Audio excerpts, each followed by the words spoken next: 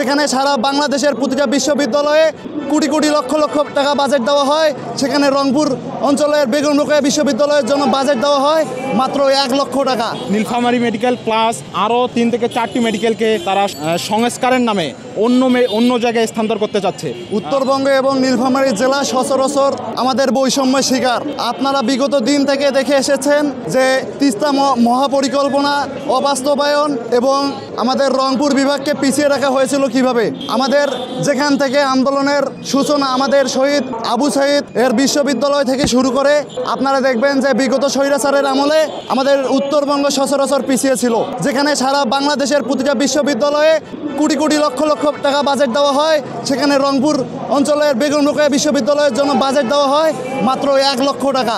আপনারা দেখবেন যে নীলফামারী মেডিকেল কলেজ নিয়ে যে ষড়যন্ত্র চলছে, সেখানে তো কোনো অবকাঠামো নেই এবং সেটা পুরোদমে বন্ধ করে দেওয়ার একটি পায়তারা চলছে।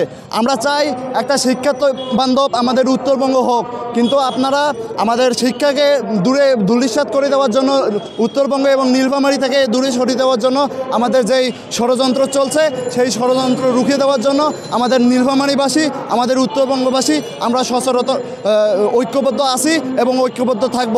আমাদের আজকে যে মানববন্ধন হয়েছে, আমরা এই মানববন্ধন থেকে আমাদের স্মারকলিপি প্রদান করেছি এবং আগামী দিনে যদি আমাদের দাবিগুলো মানা না হয় তাহলে আমরা কঠোর থেকে কঠোরতম আন্দোলন দিতে বাধ্য হব। বিগত দিন থেকে ষড়যন্ত্র চলছে, এখানে স্থায়ী কোনো অবকাঠামো নেই এবং এরা আমি যতটুকু জানতে পেরেছি যে 3 থেকে 4টা মেডিকেল কলেজ আপাতত স্থগিত করে দেওয়া হয়েছে। পুরোদমে বন্ধ করে দিবে কিনা সেটা এখনও আমরা অবগত নই, কিন্তু আমরা চাচ্ছি যে আমাদের দাবি যে নীলফামারীতে মেডিকেল কলেজ যেটি আছে সেটি আরও অবকাঠামোগুলো ঠিকঠাক করতে হবে এবং নীলফামারী মেডিকেল কলেজ কোনো রকমভাবে বন্ধ করে দেওয়া যাবে না। আমরা উত্তরবঙ্গবাসী দীর্ঘদিন ধরে আমরা শোষণ ও জুলুমের শিকার। আমরা দেখতে পাচ্ছি যে আমাদের তিস্তা মহাপরিকল্পনা প্লাস আমাদের ওদিকে আমাদের উত্তরবঙ্গে যে বাজেটগুলো সেগুলো আমরা ঠিকঠাক মতো পাই না। আমাদের বিভিন্ন কলেজ, বিভিন্ন বিশ্ববিদ্যালয় সব সময় আমরা জুলুমের শিকার হই, আমরা বৈষম্যের শিকার হয়ে থাকি। সেই রকমই আমরা এবার 2018 সালে প্রতিষ্ঠিত হয়েছে আমাদের নীলফামারী সরকারি মেডিকেল কলেজটা। বর্তমান অন্তর্বর্তীকালীন সরকার সেটাকে চাচ্ছে যে অন্য কোনো মেডিকেলের সাথে সেটাকে না রেখে অন্য কোনো মেডিকেলে নিয়ে আসা বা কম্বাইন করে দেয়া, কারণ তারা এটা দেখাচ্ছে যে ওই নীলফামারী মেডিকেল কলেজে পর্যাপ্ত পরিমাণ টিচার নাই, পর্যাপ্ত পরিমাণ আবাসন নাই।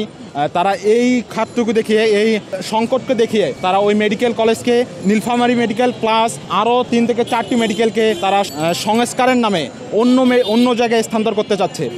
আমরা এর তীব্র প্রতিবাদ জানাই। আমরা চাই যে এই মেডিকেল কলেজ আমাদের আত্মার বন্ধন, আমাদের নীলফামারীবাসীর অনেক হেল্পফুল, আমাদের ঐতিহ্য বলা চলে।